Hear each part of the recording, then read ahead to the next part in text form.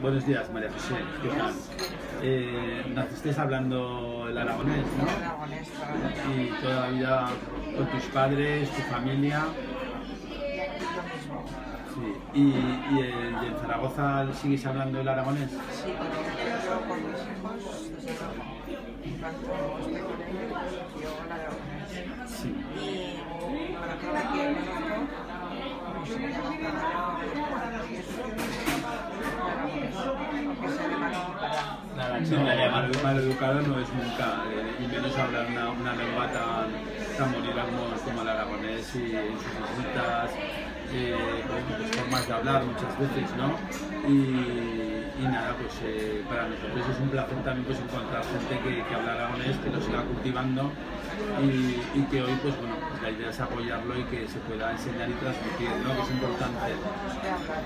Bueno, hay pocos que razonan el patriotismo, porque hay matrimonios de la vida que viven así a Zaragoza y para ellos talleres y el patriotismo, el castellano.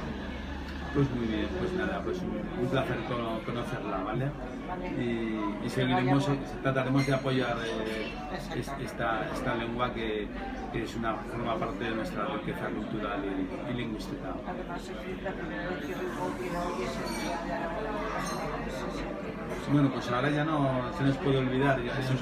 Hombre, si hay un día internacional y mundial de la lengua materna es porque mundialmente se reconoce el valor que tienen pues, nuestras lenguas originarias. Todos los años dicen que desaparecen lenguas en el mundo y que se dejan de hablar, ¿no?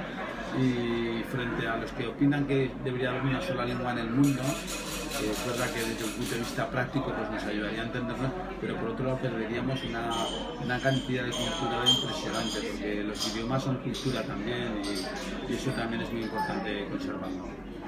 Nada, pues muchísimas gracias. Aquí patriotismo. Venga.